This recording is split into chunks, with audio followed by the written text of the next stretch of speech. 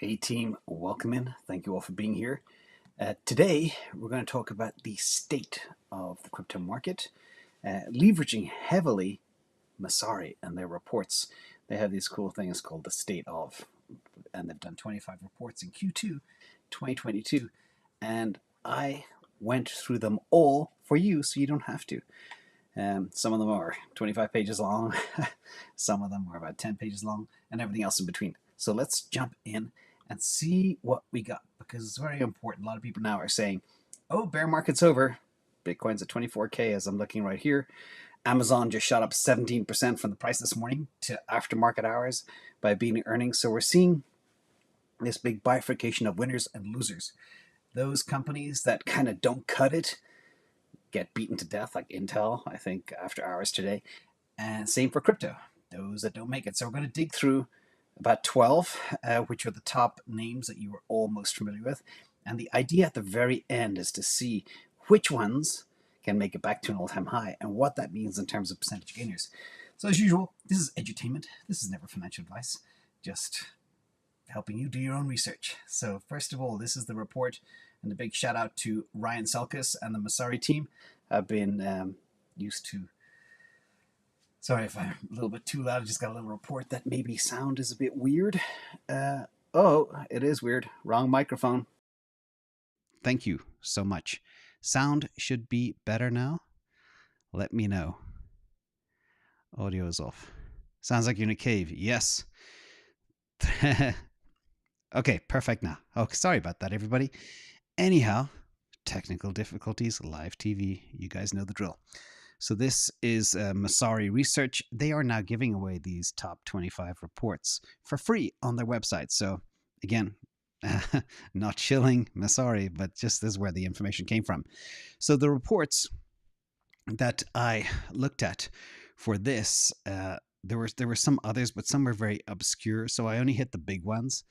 And let me know if you want more of these types of reports. Now, Messari also did not report in Q2 that I know of, or Q1, on names like Cardano or Ethereum. So please do not think I am not objective. So this is why they are not included. But you can still derive a lot of information from these reports. What I look at, what I pull out for different types of platforms, whether they are layer ones, where they are metaverse plays or decentralized exchanges.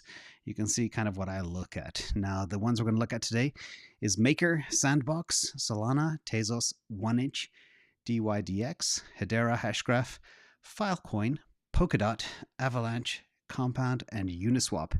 And these are not ranked in any order, but the most recent ones come first. You can see the date of release and the authors of who put them together. So who's ready to go? And I'm going to go through this fast. So there's going to be 2 or 3 slides for every one of these 12 things. So it's about 40 slides in total, and then a conclusion at the end, another 5 slides. So let's jump in. First one is Maker. Now, this looks, when I look at Maker, you've got to look at things like TVL and DAI outstanding over the last year. It's probably the most pertinent chart. And you can see the TVL fell 56% in Q2 2022, and DAI supply fell 32%. Obviously, we know what happened in the market. Obviously, been through a bear market. Things like outstanding debt measured by DAI outstanding was slightly more resilient, falling only 32% in the quarter. And the largest change in TVL, which is total value locked, came from excess collateral on the network, which fell 85% in the quarter from 8 billion to 1.2 billion. So it got completely smashed. That is Maker, and we all know why. We don't need to go into details as to what just happened. Now let's look at the chart for each one as well. I will look at the chart. I'll tell you what it looked like over the last 365 days, the last 12 months. And you can see here, Maker is down 65% over the last 12 months. Most names are actually down over the last 12 months, but there are some exceptions, and I'll talk about those 3 as well. But we are also down 82.4% from its all-time high. The red line is the 50-day moving average. The blue line is the 200-day. And you can see we are off. In fact, it's kind of hovering around the 50-day. That's Maker. Now let's jump to the Sandbox. Obviously, as you guys know from this channel, if you watch this channel, I was never a fan of these type of marketplaces or buying virtual pixelated land. I prefer the real stuff, the real tangible stuff. And I always felt it was a bit of a cash grab. But the rate at which metaverse games and land plays dried up was stunning. And here you see that better than anywhere else. The vast majority of USD volumes attributable to the secondary sales of land parcels in Sandbox. That's what it does. And secondary sales peaked at about 280 million in Q4 2021, followed by a 90% retracement over the 2 consecutive quarters. You could look at Q2 2022, it's 250K versus nearly 6 million in Q1. So look what happened. Talk about fickle. And then we have other games as well out there. I won't talk about them specifically, but 99% of users have also kind of dried up overnight. So this whole metaverse thing was a little bit of a flash in the pan, and it was always good to steer clear from these types of plays. So not to mention the tokenomics, etc. of many of them are not very good and up to par. Let's look at the key graph number 2 for Sandbox. This is the secondary market activity has also continued to wane. These were the active land buyers by quarter, and they reached as high as about 15,000 in Q4 2021, and now is down about, 2,000 or 3,000. So again, mass exodus of speculators out of the space may actually be the healthiest thing for the platform. Think about that. Bear markets are for building. And are we coming out of the bear market? Well, many people think so, especially after yesterday. Now let's look at the chart for Sandbox. It's down 87% from its all-time high, but look, it is up. One of the 3 names that are actually up over the last year. It's up 84% over the last 12 months. So that's not too bad, but it did start very low. And it went gangbusters in November 2021, as with the rest of the market. But when you look at those charts and you see things just go vertical, you know gravity will come into play one day soon. So that is the Sandbox. Third one in the box is Solana. Remember, I'm doing these by order of date they were released. And you've heard me as well talk about the key metric, critical metric for health of a chain, a blockchain, is daily users, daily unique users. This is a chart of daily unique fee payers, those people that are spending every single day at least 1 transaction per day on the chain. And despite market conditions and a decline in other metrics for other chains, network usage measured by unique fee payers continued in the upward trend, and it reached an all-time high of about 450,000 in May, almost double the previous all-time high of 280K in January 2022. And the network averaged around 205,000 unique payers during Q1 and stabilized about 330,000 in Q2. But you can see the overall trajectory is going up despite the bear market. Not many can show this level of growth. Let's compare Solana to some other L1s like Ethereum, BNB, Avalanche, Polygon, Phantom. And the goal of capturing market share has brought competitive forces to the marketplace and has triggered many new alternatives and creative ideas to bring new people to the shopping malls, as I call them, blockchains. The competition has led to different approaches, different network architectures, strategies for going to market, and lots of new use cases. It's also turned into a race to be the fastest, cheapest, and most secure network. Again, that kind of trilemma. And each competitor has focused on maximizing these activities while making a range of trade-offs. And Solana is an alternative to Ethereum that has witnessed very high growth since its inception. Remember, we go back 14 months, 15 months, there was nothing on Solana, and it has all grown in a very short window of time. Now, it has to be, to successfully maintain its position, it has to keep on growing, as with many other chains. And it is matching ETH nearly in NFT buyers and beats Ethereum in core development activity. That is kind of staggering when you think about it, considering Ethereum is trading at over 15 times the market cap. Solana has more developer activity on it. And also NFT volumes have exploded despite the crash in the market and everything else. And you can see that the number, I can't remember if I can read that here, the NFT unique buyers is 1.2 million versus Ethereum 1.6 million. And Ethereum has been doing it a lot longer. So that is another interesting perspective. Watch the activity, watch the users, watch the use cases, watch the speed, watch the adoption, watch the growth in daily active users, etc., etc. Now, another one that's very important to look at is the Nakamoto coefficient. This is a measure of decentralization I've been talking about for a long time, which is the number of nodes required to disrupt the blockchain's network. Another way of talking about it is the number of nodes or the number of validators on the network. Now, a high Nakamoto coefficient means that a blockchain is more decentralized, but because of the stability in the stake amount and increase in validator count, it has improved for Solana to 27 in Q2. And this improvement continues to put Solana above the industry average compared to other layer 1 networks. We'll talk a bit more about how it stacks up and compares to others in a while too. But I think last time I checked, Solana has about 1,850 validators. And again, once you get over 1,000, it's fine. So let's look at the chart real quick. Solana is up 48% over the last 12 months, but it's down 82% from all-time high. And I'll do an analysis at the end, and I'll compare all the different tokens to distance from all-time high and the percentage gains to get back to an all-time high. And the question you have to ask yourselves is, which names can get back to their all-time highs? Let's go to Tezos for a second. Tezos is one I rarely talk about, but I felt it was worth talking about here because transactions and contract calls have grown year over year and dipped only modestly in Q2. So Tezos is holding up pretty well during this bear market, extremely stable, and we like that. So let's look at the chart real quick. Tezos chart is down 40% over the last 12 months, which is not that bad considering how much others are down.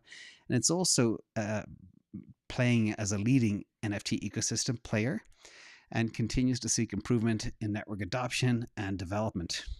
But they still have to continue gaining market share, gaining users, and scaling the network to compete with the other L1s. It's only getting more and more competitive as we go forward. So let's talk about 1inch. Again, we're going fast because we've got 12 to get through. This is the total quarterly unique users on the aggregation protocol, and it fell 13% from 2.2 million in Q1 to about 1.9 million in Q2. And the decline in the unique users is likely correlated with the overall market being down. That's going to be a big trend for today, and it's down about 66% since Q4 2021. But Optimism did see a 700% increase in unique users of the quarter, followed by Polygon with 28%. So there are pockets of growth within 1inch, which is also very impressive as they re-platform. Now this is shocking. 1inch managed to grow transaction volume and protocol revenue in the bloodbath that was Q2. It's up 25 million in annualized revenue. So woohoo for 1inch. DEXs are all powerful. People are getting fed up with centralized exchanges and centralized finance, and they're seeking out things like 1inch to play on. So 1inch chart, you can see here, despite what many would consider the crypto winter that many believe we are emerging out of as we speak, and all the chaos from the collapse of centralized entities and everything else, no need to talk about it. The trading volumes is a key driver of revenue, and they have managed to beat the trend.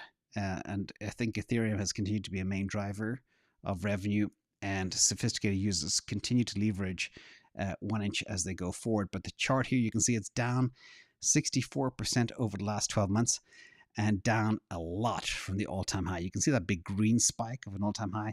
I didn't talk about it because it may have just been an anomaly, but it's down 85-90% from the all-time high spike, but I don't know if it's really a valid spike. So I'm not mentioning that here. So let's talk about dYdX, another related decentralized exchange. They had a lot of growth when kind of China shut down stuff and banned trading. You saw some of those spikes in growth in this, but the dYdX trading volume is down 37.8% from 191 billion in the last quarter to about 119 billion this quarter. And part of that, of course, is due to a decline in token prices and decline in actual overall business because of the market conditions.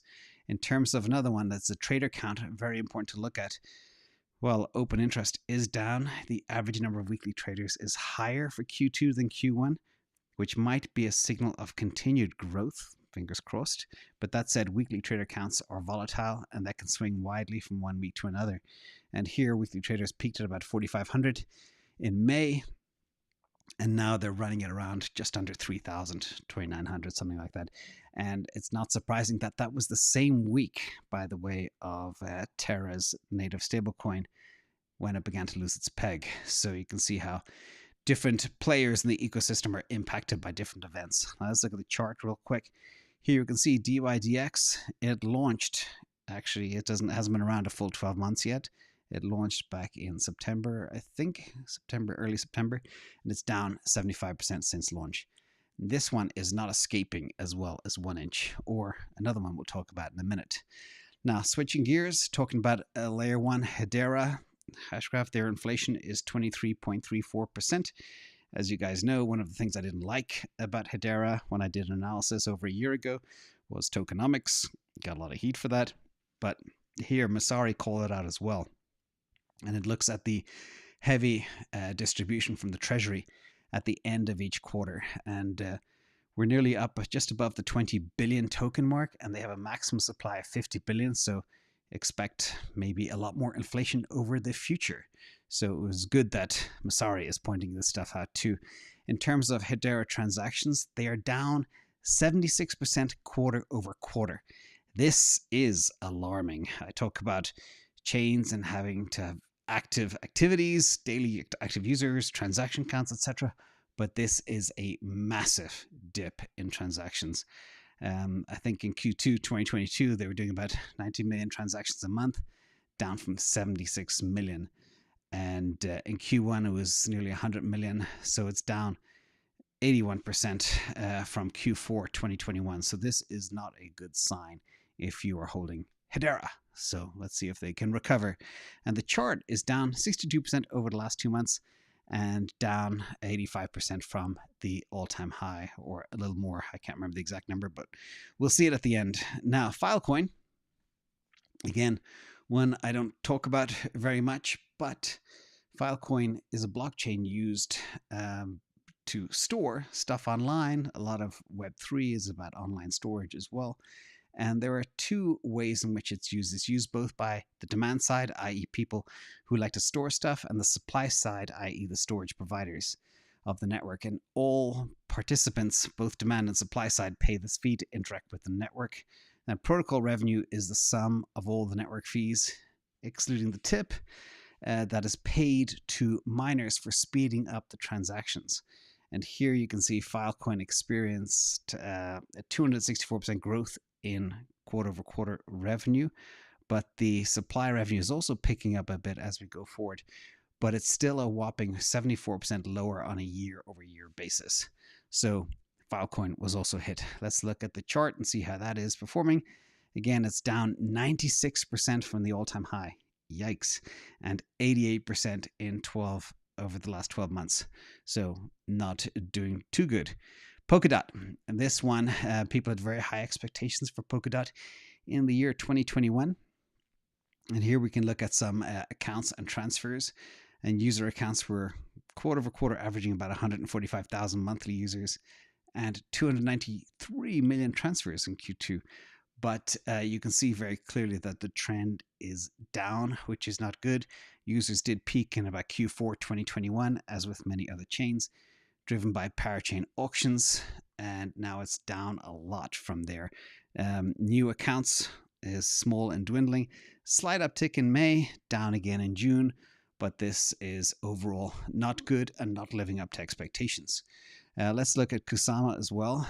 Kusama is where they test stuff before they run it live on Polkadot, and typically they're very high correlation, but Kusama has completely dried up in terms of users. Used to have a 0.65 correlation, and now Polkadot is 8.4 times the number of users than Kusama.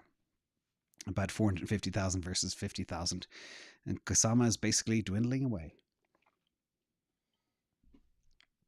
So let's jump and look at the chart for Polkadot.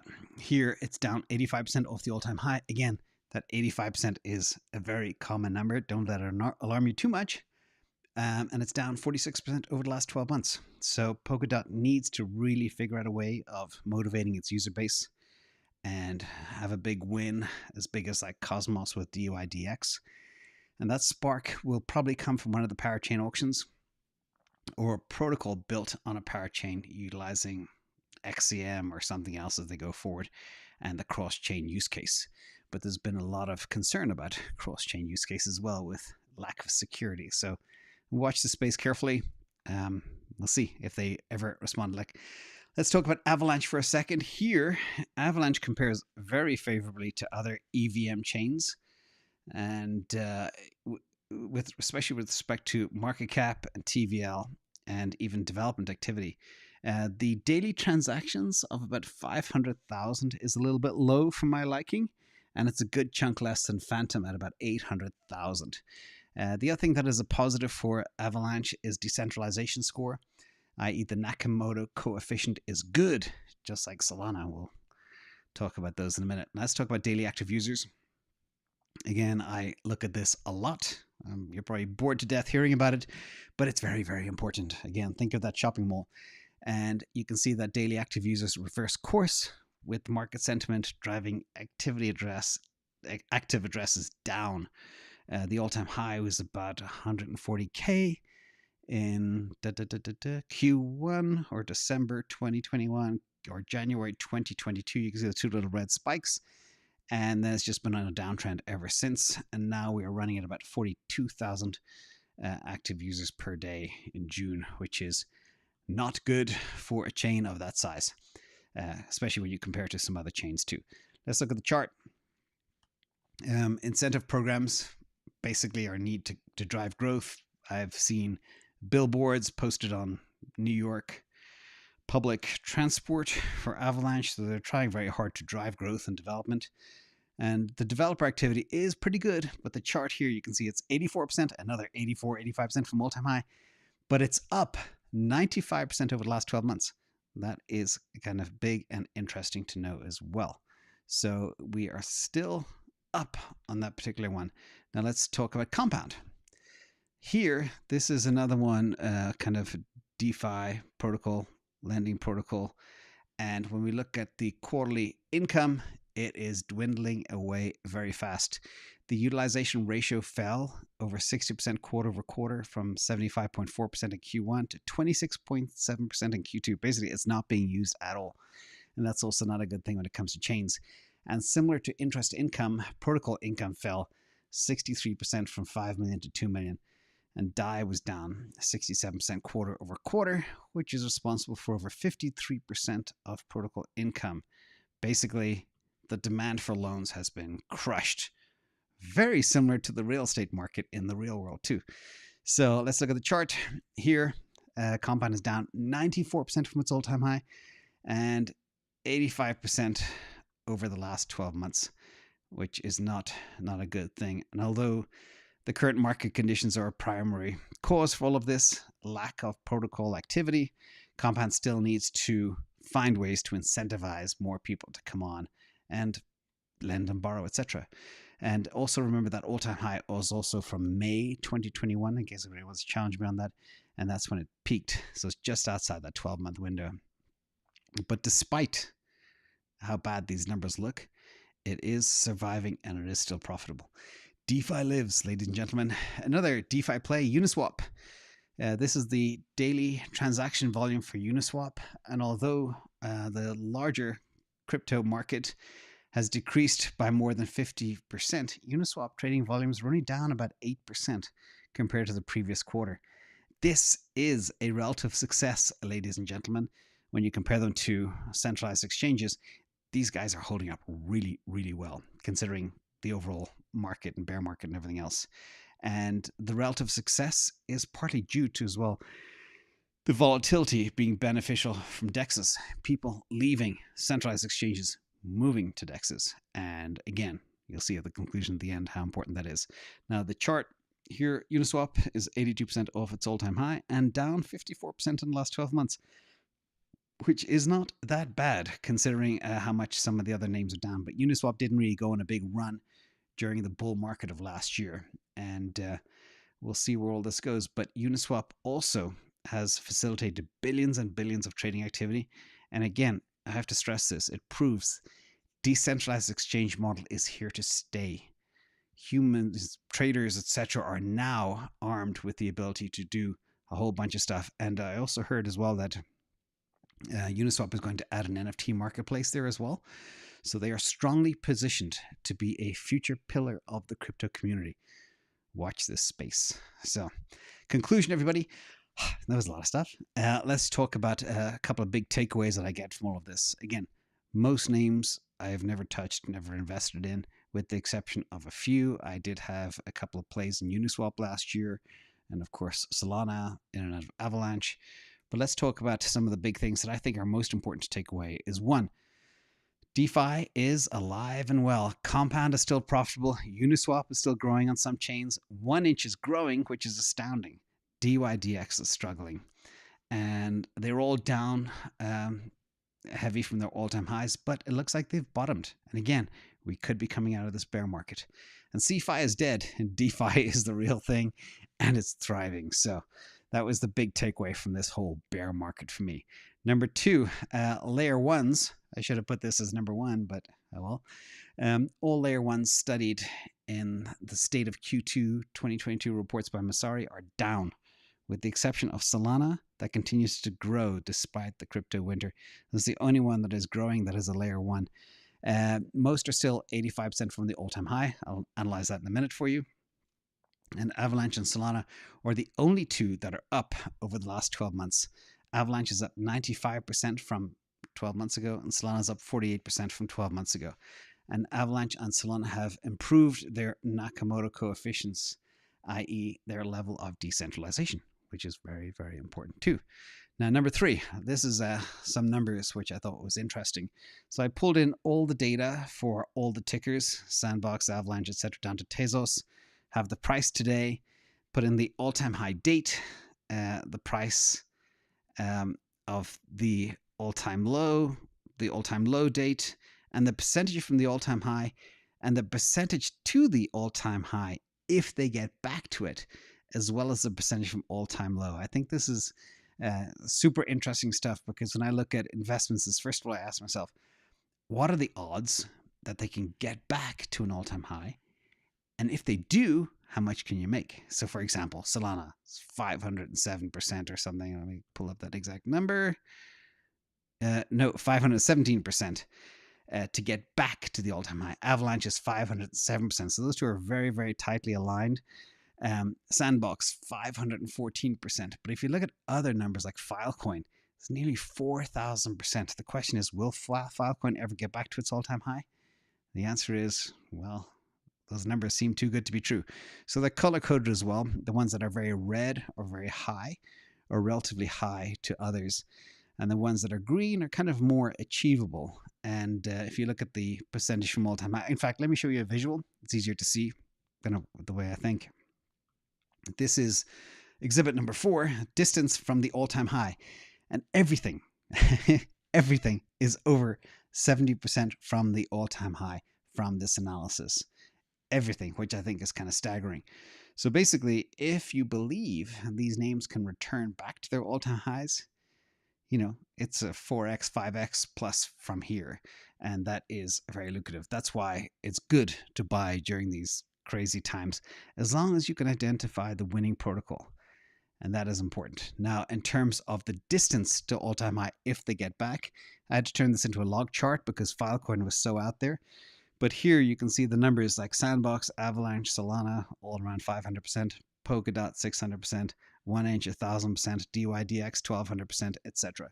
So interesting to look at. Maker, not that far to go. Tezos 600% as well. So this is the type of stuff that you need to look at to make your own investment decisions. But what I like to look at is a lot of metrics that determine which chain is most successful, which is being adopted, which is growing. That is kind of the key thing here. So with that, everybody, long one for a Thursday, but this information needs to get out there. Hope you like it. Subscribe if you want more of this unique information. Nobody does the work we do. And hit the like too. I'd appreciate it. Haven't been asking for that, but everything's been very quiet on YouTube lately. So appreciate the 3,000 people watching this live. Thank you to the moderators in the chat. Thank you to this amazing community. And I hope you have some answers here and you know what to look for when you start researching your own tokens. Okay, thanks everybody. Cheers to the mods too.